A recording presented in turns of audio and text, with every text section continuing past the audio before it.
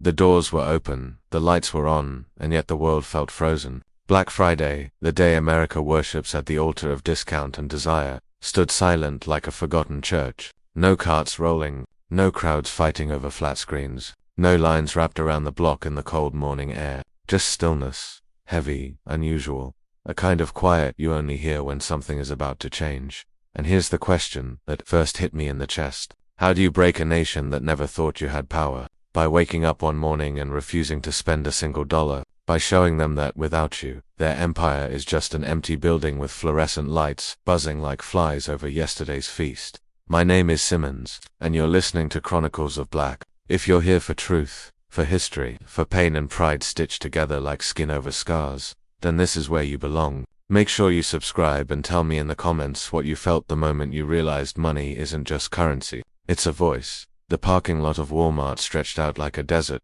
cracked and quiet. Not a single child tugging at a mother's sleeve, no fathers balancing TVs on their shoulders, just wind brushing plastic bags across the asphalt like ghosts of shoppers that never came. I stood there thinking, so this is what silence looks like when millions speak with it. Inside, workers whispered among themselves, managers checked watches, corporate hotlines rang unanswered. Shelves were full, but hearts were empty. They had prepared for chaos. They got absence instead. For once, America's biggest store felt small. I thought about every year before this one. The stampedes, the shouting, people pushing so hard for products that in a week would be forgotten, broken, returned. I thought of the laughter we forced in those aisles while cameras watched us like we were suspects instead of customers. I remembered being followed by an employee while buying my nephew a toy truck, as if my black skin was a barcode flashing warning signals no one else could hear. That memory returned like a cold wind through my bones. And today, for the first time,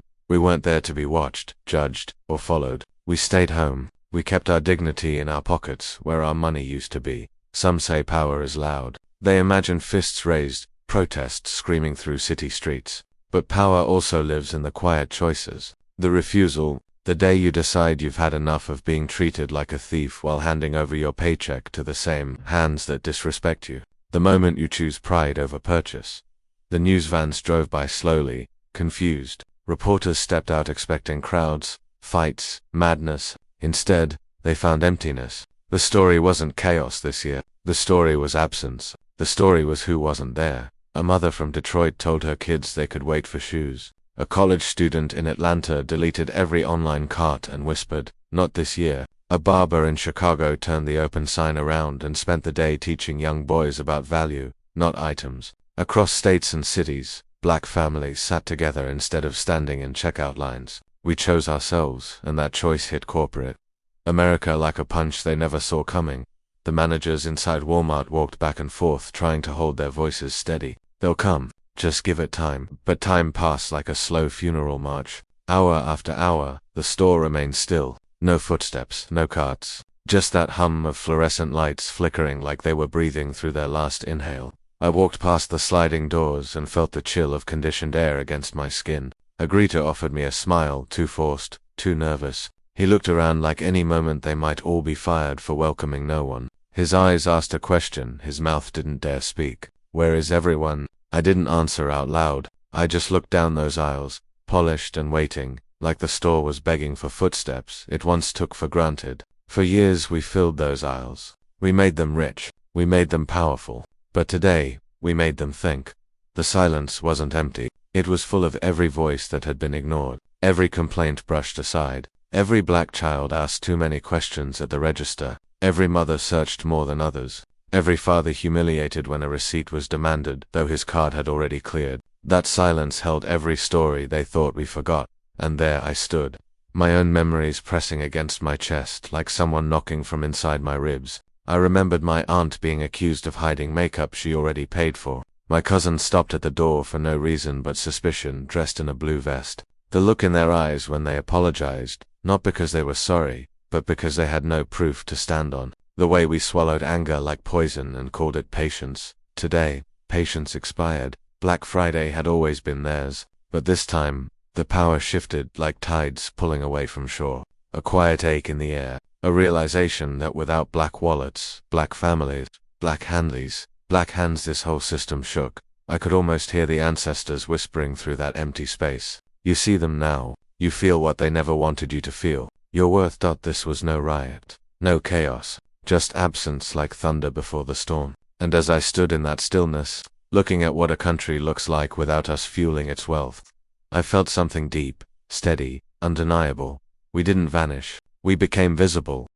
You want to know why the cart stood still? Why aisles that once swallowed crowds now waited like unanswered prayers? You want to know why $1 billion stayed folded in pockets instead of flowing like rivers into cash registers that never loved us back? It didn't start today. It didn't start with Walmart, or Black Friday, or this silent morning. It began long before I was born, before my mother breathed her first cry, before her mother learned to walk. It started in a country built by hands that were whipped, shackled, auctioned, then later told to smile while being watched like criminals in stores their labor helped build.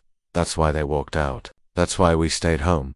The stories didn't come from one place. They came from everywhere, like wind-carrying voices too long ignored. One of those voices belonged to a father named Marcus. Good man, hard worker. He had calluses on his hands from lifting boxes in warehouses that paid him less than his white co-workers doing the same job. He saved months to buy his daughter a pair of shoes she'd been begging for. She was starting middle school, wanted to feel pretty, wanted to fit in. He took her to Walmart, smiling, proud he finally had enough. But when he reached the register, the cashier called security because she thought he looked suspicious. They made him empty his pockets in front of customers. His daughter watched the whole thing. She was 12. That shame crawled into her skin and never left. Marcus went home that night and sat in the dark. He didn't say a word. He just held those shoes in his lap like they were heavy as chains. Years passed, but he remembered. On this Black Friday, those memories woke up like they had been waiting. He told his daughter, now grown, keep the money. We don't owe them nothing today.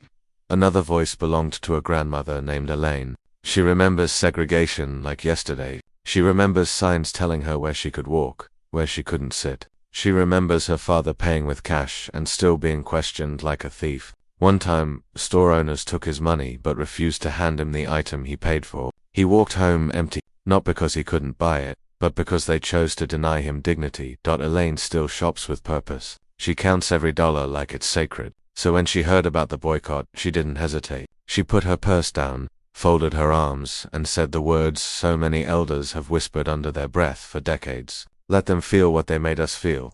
Pain doesn't disappear with time. It grows roots. It buries itself in generations until one day, it rises like a storm.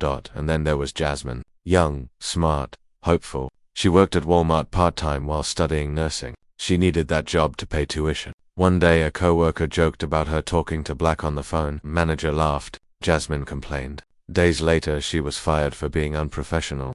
They told her she didn't smile enough. Told her she made others uncomfortable. She cried in her car, hands shaking on the steering wheel, wondering why standing up for herself cost her everything. She didn't step foot inside that store on Black Friday. Instead she sat with friends, sipping cheap wine, saying for once in her life she felt seen, felt part of something bigger than her pain.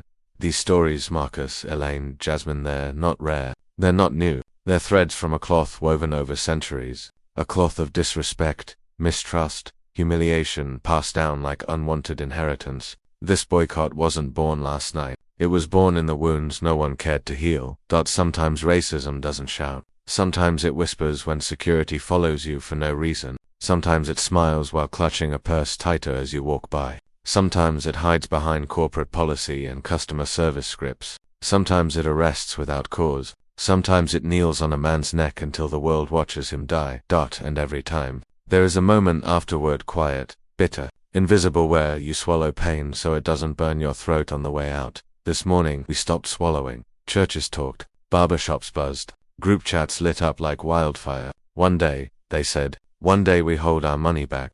Then the day came. Deliberate, undeniable. No bricks thrown, no alarms. Just wallets closed. Black spending power is massive, but for too long that power didn't feel like ours. It felt borrowed. It felt tolerated. But when the boycott began, something clicked in the collective mind. We realized we could shift economies with a decision made over dinner. We realized we were no longer begging to be treated right. We were demanding it without saying a word.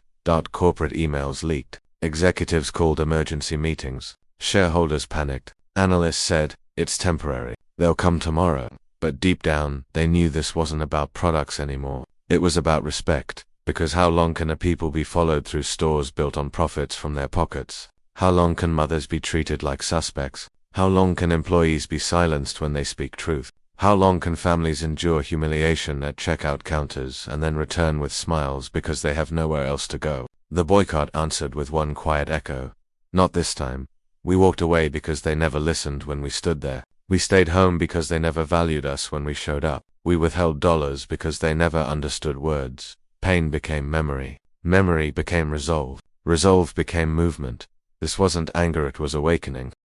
A week before that silent morning, if you walked into any living room in any black neighborhood, you would have felt something shifting beneath the surface. Not loud, not chaotic, just brewing like a storm behind closed blinds. Conversations that used to end in frustration now sparked with possibility. What if we stopped buying? What if we stopped feeding the very places that starve us of respect? What if $1, just one, could be a weapon, a message, a mirror held to America's face? People laughed at first, because unity that big sounded impossible, because for generations, survival meant taking what was available, even if dignity wasn't included with purchase. We never thought we had options. We never thought we could walk away. But then someone said 4 words that stuck like glue through the community. $1 at a time. You wouldn't think something so small could shake an empire, but it did. It shook it because every black family, every tired worker, every student deep in loans, started to understand that money isn't just currency, it's leverage. It's voice. It's history rewritten through choice. When we give it away freely, they don't hear us. But when we keep it in our pockets, the silence becomes thunder. There were group chats late at night, phones glowing like fireflies across cities, screenshots shared, numbers highlighted, plans formed. People realized black spending power in America wasn't just large, it was colossal. Billions flowing through stores every year. Generations buying groceries, clothes, electronics, toys, filling checkout belts with the very goods built from their struggle. Corporations counted those dollars, but never counted the people behind them. That changed when grandmother Elaine picked up her landline and told her church sisters, "No shopping this Friday." Changed when Marcus sat at his kitchen table and said, "We hold our money." It changed when Jasmine tweeted late one night, "If they don't value our voice, they can feel our absence." Retweets spread, shares multiplied. It wasn't a social movement. It was a family conversation wrapping itself around the nation like a blanket no wind could shake loose. Barbershops filled with talk, not gossip, but blueprint. Men leaning over chairs saying, "We spend enough to build kingdoms, but they treat us like beggars." Women in salons nodding while braiding hair, saying, "Let them learn how it feels when we leave their aisles empty." Even teenagers who once only cared about shoes said quietly, "Yeah, maybe we sit this year out." No flyers, no speeches, no leaders crowned. Just unity, organic, unforced, born from shared memory and shared exhaustion. Economic power doesn't always march. Sometimes it just refuses. Sometimes it turns a key, locks a wallet, and waits. And while we waited, America trembled. Inside corporate offices, executives leaned over conference tables, staring at data glowing red. Sales projections collapsing like walls kicked in. Analysts tried to explain, voices dry, hands shaky. "This is unexpected," they tried to say. But everyone in that room knew the truth. They ignored the people who kept them alive. And today those people stepped away. Emails flew like panicked birds. Discount deeper, release new deals, drop prices again. But no sale could break purpose. No TV marked down to half could buy back dignity. Across the country, employees stood in empty aisles with nothing to stock, nothing to bag, nothing to smile for. Some looked angry, some confused, but a few, especially the ones who'd felt the sting of racism firsthand, stood quietly proud. They understood. Maybe they couldn't say it out loud, but they felt it in their bones. Because this wasn't just about one store. This was about centuries of theft, of culture, of credit, of brilliance unrecognized. America was built on black labor, enriched by black innovation, fed by black creativity, music, fashion, food, language. This country danced to rhythms it once punished us for, profited from styles it refused to let us wear, sold products inspired by the very people it monitored while shopping. And we finally said, no more. In houses across cities, families sat together eating breakfast instead of shivering in lines. Children played with old toys instead of begging for new ones. People freely talked about value, about self-worth, about how every purchase feeds a system either built for you or built on you. And for once, the system felt our footsteps, not walking in, but walking away.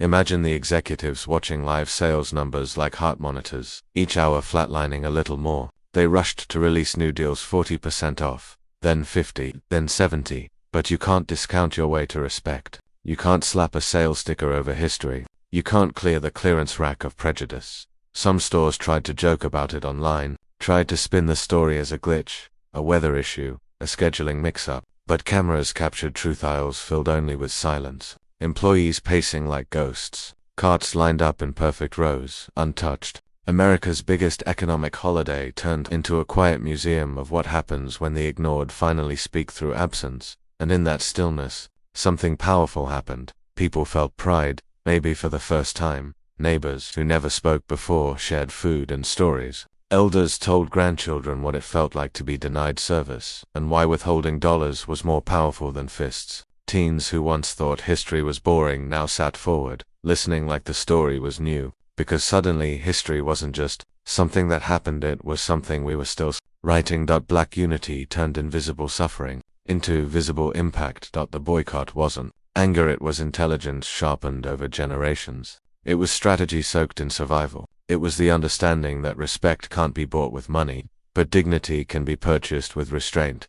For decades they underestimated value. They saw labor but not humanity, consumption but not community. They believed we needed them. They forgot they needed us more, not through violence, not through chaos, just through the one thing America understands, louder than protest. Money. Or rather, the lack of it. And as that reality settled across boardrooms like dust no broom could sweep away, a truth rose like sun through blackout curtains. We do not protest with noise today. We protest with absence. We protest with choice. We protest with power. $1 at a time. The sun was barely up when the first headlines appeared, confused words tumbling across screens like reporters were scrambling in the dark. Unexpected Black Friday collapse. Walmart foot traffic, lowest in history. Mass consumer drop-off leaves retailers scrambling. They spoke like this was an accident, like a glitch, like America had simply forgotten to shop. They couldn't comprehend that a people they once underestimated had coordinated without a podium, without a leader, without a microphone. They didn't realize the blueprint wasn't drafted in offices, it lived in memories. It lived in pain, passed down like heirloom. It lived in every moment a black customer was stared at too long, followed too closely, charged unfairly, dismissed too quickly. They didn't see it building. They only saw the explosion after it happened. Cable news cut to empty stores, showing aisles like abandoned highways, products stacked tall like monuments to a system suddenly starved. Anchors blinked into cameras with stiff smiles, grasping for explanations. Some blamed recession, some blamed online sales, but those who watched, the ones who knew, felt a ripple of quiet triumph in their chest. Because this wasn't confusion, it was consequence. Then came the voices they didn't expect. Not activists, not politicians, regular people, mothers, students, veterans, janitors speaking in interviews like they'd been waiting a lifetime for someone to listen. A woman in Newark said softly, "I've been followed in that store every year since I was 15. They treated me like a thief while I was still paying." A retired bus driver in Memphis stared calmly into the camera and said, "They made us feel less. This morning we made ourselves powerful." A young father in Houston held his son on his hip and told the reporter, "If they don't respect us, they don't get our dollar. That's fair enough, right?" It was so simple it shook the country. Because America could ignore protests, could outtalk outrage, could drown anger with spin, but money missing, that was different. That was loud enough to wake the people who usually slept through injustice like it wasn't their dream to begin with. Corporate executives called emergency summits like the nation was on fire. They sat stiff around glass tables while accountants laid out numbers like autopsy reports, pages full of red, sales cut nearly in half, entire departments over budget, inventory overflowing like floodwater no one could stop. For the first time, they weren't just looking at revenue, they were looking at themselves. Where did we go wrong? One executive asked, voice thin like paper. But the room stayed quiet, because no one wanted to speak the truth out loud. No one wanted to say what Black America already knew by heart. You can't harvest loyalty from a people you don't respect. While they argued over strategy, something slept inside the public and then woke awake like thunder rolling over rooftops. People began to realize this wasn't a moment, it was a shift, like tectonic plates beneath decades of pressure finally sliding across each other. A quiet revolution in the pockets of the overlooked. and then Walmart CEO stepped in front of cameras, his voice steady, but his eyes told another story, tired, startled, unsure. He cleared his throat, forced a smile that didn't quite land, and said they were committed to listening. He promised sensitivity training. He promised change. He promised everything men promise when the loss finally hurts. But promises are air. Black communities have heard air for centuries. At dinner tables across the country, families watched that broadcast with mixed feelings. Some hopeful, some bitter, some waiting to see if those words turned into action or drifted away like smoke. We didn't need an apology, we needed proof. Real change. Real accountability. Because respect wasn't a sale they could mark down for a holiday event. Respect was earned. Later that night, social media lit like wildfire again. Not angry, steady, calculated. A quiet choir of voices saying, "We see you trying to fix what you ignored, but we're not done yet." Videos spread of empty parking lots, each clip like a heartbeat in the chest of a movement no one could deny now. People commented below them like they were writing new lines into history itself. "We gave you years. Now you hear us." Silence taught louder than protest. "We know our worth now." Every post was a warning. Every share a promise. Every like a step toward something irreversible. Black America didn't destroy anything that day. We revealed something. That we showed the country what absence feels like when presence has been taken for granted. We showed that we were more than labor, more than consumers, more than stereotypes printed across security reports. We showed that we were architects of economy, spenders with force, voices without volume but with weight. And while news anchors argued about the cause, while analysts tried to fill air with theories, while corporations drafted fragile apologies, something far more powerful happened quietly. Inside homes where the boycott began, people talked about next year. They talked about habit, about consistency, about what could happen if that power wasn't a single event but a rhythm, a pattern, a way of life. They asked the same question in different words, across miles and dinner tables and cities. If we can do it once, why not again? Streets didn't flood with protest signs. No tear gas. No rubber bullets. Just unity. Just intention. Just a people deciding they were tired of begging and ready to bargain instead. And America, for once, felt it. Because some revolutions don't need fire. They only need choice.